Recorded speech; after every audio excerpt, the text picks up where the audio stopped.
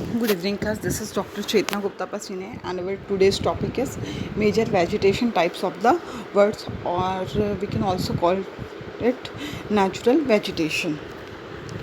तो सबसे पहले नेचुरल वेजिटेशन क्या होते हैं? नेचुरल वेजिटेशन या प्लांट्स हम उनको कहेंगे जो नेचुरली किसी एरिया में अपने आप ओरिजिनेट हुए हैं, उनको हमने प्लांट नहीं किया है।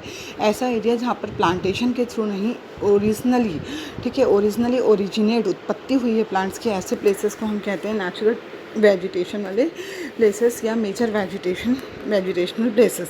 अब प्राइमरी एंड सेकेंडरी वेजिटेशन क्या होता है? प्राइमरी वेजिटेशन मतलब ऐसा एरिया जहाँ पर प्लांट्स का ओरिजिन हुआ है, उस प्लांट्स को कभी किसी ने स्पॉइल नहीं किया, उस एरिया को कभी किसी ने स्पॉइल नहीं किया, वो बिल्कुल अपने ओरिजिनल कंडीशन में जैसे उनकी उत्पत्ति हुई थी वो वैसे ही अंत तक बने हुए, वो कहलाता है primary vegetation. And secondary vegetation क्या होता है कि अगर डिफॉरेस्टेशन हो गया है या किसी भी रीज़न की वजह से, नेचुरली या अननेचुरल रीजंस की वजह से, यदि प्राइमरी वेजिटेशन वाला रीज़न जो है वो डिस्टर्ब हो जाता है और डिस्टर्ब होने के बाद में वहाँ पे प्लांटेशन के थ्रू फिर से पुरानी स्थिति उत्पन्न की जाती है, तो ऐसे एरिया को हम सेकेंडरी वेजिटेशन कहते हैं। और यहाँ पर जो प्लांट वैरायटी है वो प्राइमरी वेजिटेशन वाले प्लांट वैरायटी के कंपैरिजन बहुत कम होती है।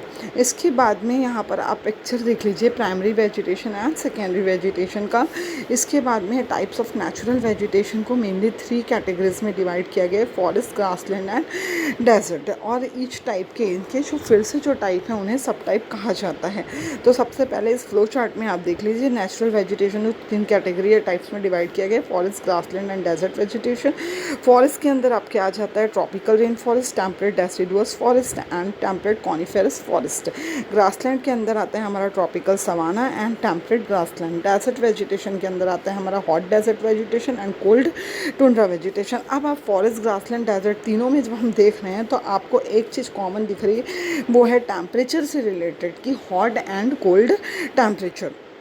यहाँ पे डिस्ट्रीब्यूशन दिया हुआ है major climatic types in the world में किस तरह के क्लाइमेट प्रेजेंट होते हैं। इसको जूम करके जो स्लाइड में दिए हुए हैं आपके की नोट्स, उसको आप पढ़ लें। जूम करके दिया हुआ है और अलग अलग कलर्स डिनोट कर रहे हैं कि कहाँ का क्लाइमेट कैसा है। उसके बाद में है distribution of natural vegetation in the world. यहाँ पे पूरे वेजिटेशन का डिस्ट्रीब्यूशन दिया हुआ है इस मैप में।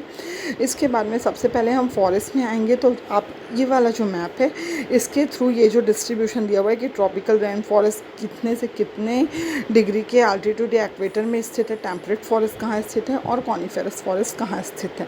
ये है ट्रॉपिकल रेन फॉरेस्ट का डिस्ट्रीब्यूशन, ये है आपके temperate deciduous and coniferous forest का डिस्ट्रीब्यूशन।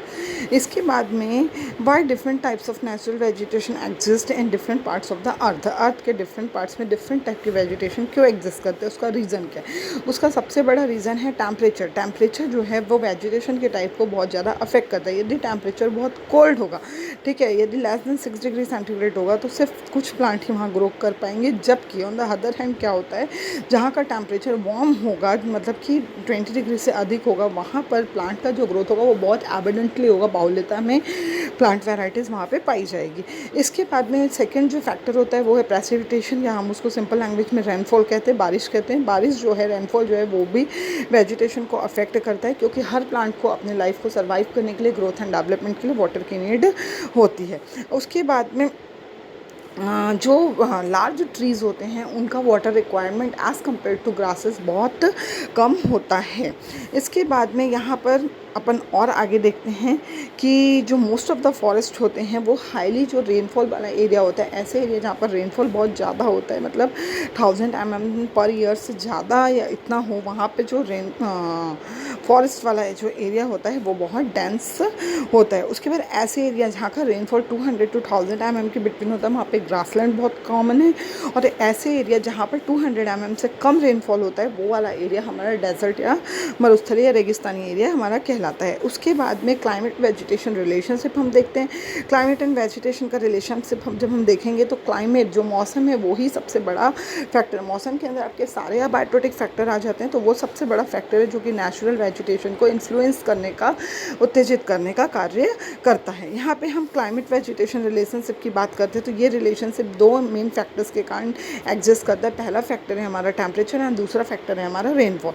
ये दोनों फैक्टर जो हैं ये डिसाइड करते हैं कि किसी भी एरिया का जो जो वेजिटेशन का टाइप होगा वो कैसा होगा। हाई रेनफॉल वाला एरिया है तो सिंपल सी बात है, वहाँ का टेम्परेचर भी कम होगा, तो वहाँ पे फॉरेस्ट एरिया बहुत ज़्यादा ग्रो करता है। मॉडरेट रेनफॉल है तो वहाँ पे ग्रासलैंड होता है। लो रेनफॉल वाला रीज़न है तो वो डेजर्ट वेजिटेशन वाला रीज़न कहलाता है। इसके बाद में आगे हम देखते हैं कि क्लाइमेट जो है वो सबसे मेजर फैक्टर है जो कि क्या करता है, नेचुरल वेजिटेशन की डिस्ट्रीब्यूशन, ठीक है, उसको बंटवारे में भी जो क्या करता है, इंपॉर्टेंट रोल प्ले करता है। और जो अदर फैक्टर्स हैं जैसे कि टाइप ऑफ सॉइल हो गया या किस एल्टीट्यूड में प्रेजेंट है आपका जो वेजिटेशन का टाइप है, वो भी डिस्ट्रीब्यूशन में इंपॉर्टेंट रोल प्ले करते हैं। बट जो मेन दो फैक्टर हैं वो हैं रेनफॉल एंड टेम्परेचर।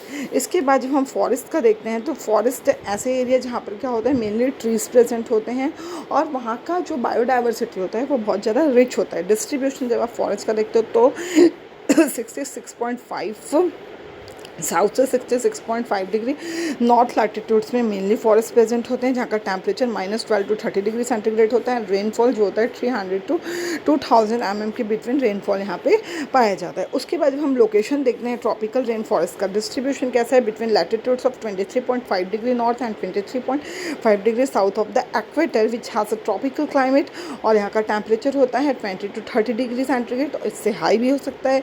इसका रेनफॉल जो होता है वो 1000 to 2000 mm के बिटवीन होता है। और लोकेशन कहाँ कहाँ ट्रॉपिकल रेन फॉरेस्ट पाए जाते हैं, तो Amazon basin in south America, Malaysia and Indonesia in south east Asia and the Congo basin in Africa. इसके बाद में ट्रॉपिकल रेन फॉरेस्ट का ये मैप दिया हुआ है। कैरेक्टरिस्टिक्स जब हम पढ़ते हैं ट्रॉपिकल रेन फॉरेस्ट का, तो यहाँ पे ट्री जो होते हैं वो बहुत क्लोजली एक दूसरे के बहुत पास पास स्थित होते हैं, जिसके कारण फॉरेस्ट बहुत ज़्यादा डेंस दिखाई देता है, बहुत घना दिखाई देता है। और यहाँ पे जो प्लांट्स होते हैं वो 3 डिस्टिंक्ट लेयर्स में डिवाइडेड होते हैं, emergent layer, canopy layer and undergrowth plants. तो एमर्जेंट जो होता है सबसे अपर लेयर होता है आफ्टर डेट कैनोपी, एंड सबसे लोअर प्लांट्स जो होते हैं वो अंडरग्रोथ प्लांट्स कहलाते हैं। इसमें आप देख लो, इस डायग्राम में आपको क्लियर समझ में आ जाएगा। एमर्जेंट लेयर सबसे ऊपर है, after that canopy and after that undergrowth. Emergent layer जब हम देखते हैं तो इसका एमर्जेंट लेयर के अंडर जितने भी ट्रीज पाए जाते हैं उनकी हाइट जो होती है वो 40 to 50 मीटर्स के अंदर होती है।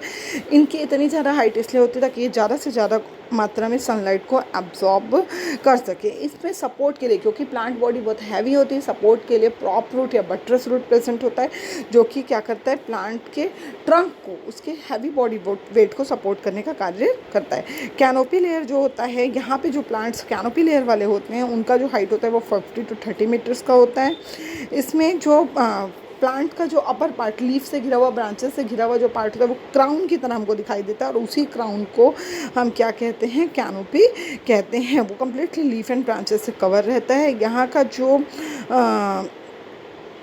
मतलब कैनोपी लेयर जो होता है फॉरेस्ट का वो क्या होता है, कूलेस्ट लेयर होता है। यहाँ पे मॉइस्चर कंटेंट सबसे अधिक होता है, और यहाँ पे सनलाइट जो है 70% सनलाइट को ये एब्जॉर्ब करने का कार्य करता है, ठीक है। यहाँ पे वुडी क्लाइंबिंग प्लांट्स जो होते हैं वो सबसे कॉमन है, जो कि कम्प्लीटली हैंगिंग स्टेज में रहते हैं।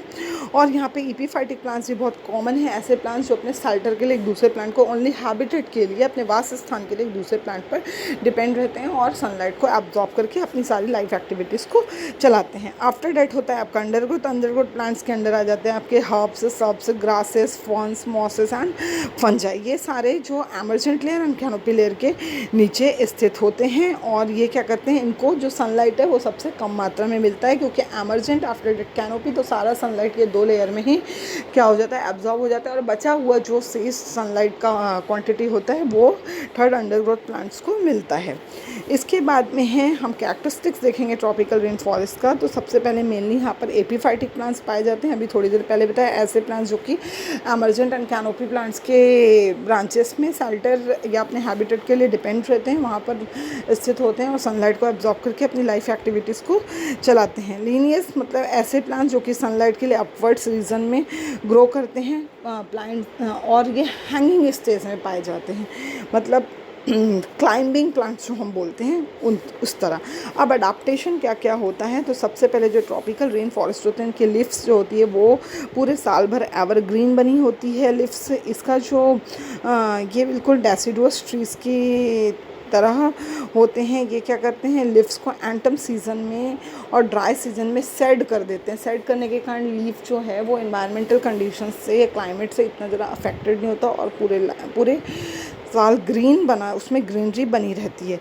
इसके बाद इसके जो लीव्स होते हैं वो थोड़े ब्रॉड होते हैं, चौड़े होते हैं, ताकि ये ज़्यादा से ज़्यादा क्वांटिटी में सनलाइट को एब्जॉर्ब कर सकें। इसका लीफ में वैक्सी कवर पाया जाता है और इसमें ड्रीप टिप्स पाए जाते हैं। ग्लूटेशन सबको पता होगा, बिंदु स्त्रवण, ये बिंदु स्त्रवण के द्वारा भी एक्स्ट्रा वाटर को ड्रेन ऑफ करने का कार्य करते हैं। इसके बाद में इसकी जो बार्क होती है, ट्रॉपिकल रेन फॉरेस्ट की जो बार्क होती है वो बहुत थीन होती है, क्योंकि यहाँ पर क्या होता है कि इसे प्रोटेक्शन की ज़रूरत नहीं होती। प्लांट्स को ना ही कोल्ड या ड्राई कंडीशन से किसी प्रोटेक्शन की ज़रूरत नहीं होती, जिसके कारण इसका जो ट्रंक होता है वो लाइट वेट होता है, बार्क जो होता है वो लाइट वेट होता है, थीन होता है, और इसके ब्रांचेस जो होते हैं वो बिल्कुल टॉप पोजीशन में स्थित होते हैं। टॉप 1/3 पोजीशन वो पूरा मिलकर ट्रंक का फॉर्मेशन करता है, और ये अम्ब्रेला शेप में, जिसको हम कैनोपी भी कहते हैं, स्थित होते हैं, जो कि ज़्यादा से ज़्यादा मात्रा में सनलाइट को एब्जॉर्ब करने का कार्य करते हैं। इसके बाद ट्रॉपिकल रेन फॉरेस्ट के जब हम रूट्स की बात करें तो इसका रूट्स इतना ज़्यादा डेवलप या इतना ज़्यादा डेप्थ में नहीं गया हुआ होता है, क्योंकि इनको सारा का सारा, क्योंकि रेन फॉरेस्ट से ईजिली वाटर मिल रहा है इन्वायरमेंट से, तो इतना रूट इसका डेप्थ में नहीं जाता। बट क्योंकि प्लांट बॉडी जो होती है बहुत ज़्यादा स्ट्रॉन्ग होती है, बहुत ज़्यादा हैवी वेट होती है, तो इसमें क्या होता है, एक मॉडिफाइड रूट या सेकेंडरी रूट प्रेजेंट होता है, जिसको हम प्रॉप रूट या बटरस रूट कहते हैं, जो कि क्या करता है, जो प्लांट का वेट है उसको सपोर्ट प्रोवाइड करने का कार्य करता है, ताकि प्लांट जो है वो आंधी तूफान से गिरे ना। ठीक है। और इसमें जो रूट पाया जाता है, जो प्राइमरी रूट होता है, वो क्या करता है, जो लीटर फॉल वाला जो एरिया होता है, मतलब कि जब किसी प्लांट बॉडी का या वहाँ पर प्रेजेंट जिस भी ऑर्गेनिज्म का डिकम्पोजिशन होता है, तो डिकम्पोजिशन के बाद जो ह्यूमस वाला जो फर्टाइल लेयर होता है, जिसको हम लीटर लेयर कहते हैं, तो उस लीटर लेयर से ये जो प्राइमरी रूट होता है वो न्यूट्रिएंट एब्जॉर्ब करने का कार्य करता है। उसके बाद है रेन फॉरेस्ट के श्रिंकिंग का, सिकुड़ने का या कम होने का कारण क्या है। कम होने का कारण ये है कि हर साल हम क्या करते हैं, कम से कम 1 lakh square kilometre rain forest को हम लॉस कर रहे हैं। क्यों कर रहे हैं, ताकि हम वहाँ पे क्रॉप्स, अर्बनाइजेशन, शहरीकरण हो रहा है, या फिर फील्ड्स क्रॉप्स के लिए रेन फॉरेस्ट को नष्ट किया जा रहा है। तो इस तरह ये जो रेन फॉरेस्ट हैं वो अब श्रिंक होते जा रहे हैं, और इसको फिर से डेवलप करने के लिए अगेन प्लांटेशन की और बैरन एरिया की आवश्यकता है। इसके बाद में अपन आ जाते हैं टेम्परेट कॉनिफेरस फॉरेस्ट। इसमें आप देख लो क्लाइमेट एंड डिस्ट्रीब्यूशन क्या है, only between latitudes of 23.5 degree north and 66.5 degree north of the equator. Temperature इसके लिए चाहिए -12 to 10 डिग्री सेंटीग्रेड, रेनफॉल चाहिए 300 to 750 mm, एंड लोकेशन कहाँ टेम्परेट कॉनिफेरस फॉरेस्ट पाए जाते हैं, Japan, China, Europe, north America. ये मैप है कॉनिफेरस फॉरेस्ट का। इसके बाद में हम टेम्परेट कॉनिफेरस फॉरेस्ट का कैरेक्टरिस्टिक देखते हैं। तो इसमें जो ट्री होते हैं उसमें कॉन्सेप्ट ट्रीज पाए जाते हैं। मेनली आप क्रिसमस ट्री के बारे में सब जानते होंगे। ये कॉन्सेप्ट ट्री इसलिए पाए जाते हैं कि जब स्नो फॉल हो तो कॉन्सेप्ट होने के कारण स्नो जो है वो बर्फ़ जो है वो प्लांट में कहीं स्टोर ना हो सके, इजली स्लाइड ऑफ हो जाए, मतलब कि फिसल के नीचे गिर जाए। तो जिसके और क्या होता है, स्नोफॉल के कारण प्लांट का वेट ज़्यादा ना बढ़े, इसलिए इसकी जो ब्रांचेस होती है वो बहुत थीन होती है और ब्रांचेस का ब्रेकेज भी नहीं होता, क्योंकि पूरा प्लांट कैसा होता है, बिल्कुल अपोजिट कैनोपी। आप देखते हैं कि प्लांट में अपर जाता है, ये वाला प्लांट क्या होता है, ऊपर से नीचे घना होता जाता है। उसके बाद में नेक्स्ट इसका जो हम कैरेक्टरिस्टिक पढ़ रहे हैं कि ये ट्रीज एवरग्रीन होते हैं, एक्सट्रीम कंडीशन में भी ये ईजिली सर्वाइव कर जाते हैं। और इसके बाद में अगर हम एरिया वाइज बात करें तो क्या होता है, एक एरिया में एक ही टाइप का ट्री पाया जाता है, चाहे वो पाइन ट्री होंगे या फर ट्री होंगे या स्पर्स होंगे। एक एरिया में कॉनिफेरस फॉरेस्ट के एक एरिया में एक ही टाइप के ट्री पाए जाते हैं। और इसमें क्या होता है, ओनली 1 लेयर वेजिटेशन होता है। जैसे कि हम ट्रॉपिकल रेन फॉरेस्ट में देखें 3 layer of vegetation, emergent, canopy and underground. नहीं, इसमें ओनली 1 लेयर ऑफ वेजिटेशन पाया जाता है। और इसमें जो अंडरग्रोथ होता है, अंडरग्रोथ प्लांट्स का जो लेयर होता है वो बहुत कम होता है। और यदि होगा भी तो क्या क्या पाए जाते हैं, मॉसेस, लाइकेंस और लीफ लिटर, जो मैंने आपको बताया कि आफ्टर डिकम्पोजिशन जो ह्यूमस लेयर बनता है। उसके बाद में है features and adaptations of coniferous trees. Coniferous trees में क्या क्या अडाप्टेशन पाए जाते हैं, तो पहला क्या कि ये कॉन्सेप्ट होता है, कॉन्सेप्ट होने के कारण ये स्लोपी हो जाता है। इसकी ब्रांचेस भी स्लोपी होती है जो इजली बैंडेबल होती है, मतलब झुक सकती है इधर उधर तेज हवा के कारण, स्लाइड डाउन हो सकता है बिना किसी ब्रेकेज के। इसके बाद में लीव्स में क्या क्या अडाप्टेशन पाए जाते हैं, तो इसका लीफ जो होता है वो स्मॉल होता है, निडल शेप्ड होता है। लीफ में वैक्सी लेयर पाई जाती है, लीफ में स्मॉलेस्ट हेयर पाए जाते हैं जिसे लेदरी कहा जाता है। और ये क्या करता है, वाटर लॉस को मिनिमाइज कर देता है, रोकता है, और बर्फ़ के एक्यूमुलेशन को, स्नो के एक्यूमुलेशन को रोकने का कार्य करता है। इसके बाद इसके बार्क्स का जो अडाप्टेशन ये है कि इसका जो बार्क होता है वो बहुत रफ़ होता है, बहुत रिजिड होता है। टफ का मतलब होता है रिजिड, कठोर, रिजिड होता है। इसमें रेजिन का प्रोडक्शन होता है। रेजिन एक स्टिकी लिक्विड है जो कि क्या करता है, जब इन्वायरमेंटल कंडीशन जो है वो अनफेवरेबल होता है प्लांट के लिए, तो वो क्या करता है, प्लांट को प्रोटेक्शन प्रोवाइड करने की में हेल्प करता है, कोल्ड से या मॉइस्चर कंजर्व करने से रोकता है प्लांट को। इसके बाद में रूट देख लो आप यहाँ पे कॉनिफेरस प्लांट का। अब कॉनिफेरस प्लांट के रूट्स में क्या अडाप्टेशन होता है, तो इसका रूट जो होता है वो थोड़ा सैलो, सैलो का मतलब होता है हमको दिखाई देता है एकदम डेप्थ में, अंदर ज़मीन के एकदम अंदर नहीं होता, वो हमको क्या होता है, दिखाई देता है, थोड़ा सैलो होता है, ऊपर की तरफ निकला हुआ होता है। और ये क्या करता है, वाटर एब्जॉर्प्शन में इंपॉर्टेंट रोल प्ले करता है। और क्या करता है, वार्म मंथ्स में क्या करता है, सरफेस को कूल रखने का कार्य करता है। इसके बाद में फॉरेस्ट के बेनिफिट्स क्या क्या हैं, तो फॉरेस्ट से हमको ट्रीज़ क्या करते हैं, ऑक्सीजन के लेवल को मेंटेन करके, अमाउंट को मेंटेन करके रखता है एटमॉस्फेयर में। रेन के फॉर्मेशन में इंपॉर्टेंट रोल प्ले करते हैं, क्योंकि ट्रांसपीरेशन के थ्रू जब वाटर वेपर के फॉर्म में वापस एटमॉस्फेयर में जाता है तो वही वेपर मिलकर क्लाउड का फॉर्मेशन करता है ना। आफ्टर क्लाउड फॉर्मेशन रेनफॉल होता है। इसके बाद में नेचुरल रिसोर्सेज जो हार्डवुड होता है ट्रीज़ का, उसका use furniture and house hold activities में किया जाता है। कई प्लांट्स ऐसे होते हैं जिनका मेडिसिनल प्लांट्स होते हैं, जिनके अलग अलग प्लांट्स मेडिसिनल वैल्यूज़ के होते हैं। रिक्रिएशन का मतलब ऐसे पर्सन्स जो कि नेचर लवर होते हैं, वो वहाँ जाकर ऐसे नेचुरल प्लेसेस में जाकर रिलैक्स कर सकते हैं। इसके बाद में जो फॉरेस्ट होता है ये एक नेचुरल हैबिटेट प्रोवाइड करता है बहुत से प्लांट्स को एंड एनिमल्स को, और सॉइल इरोशन को भी रोकने का कार्य करता है। यहाँ पे आपका ये टॉपिक कंप्लीट होता है।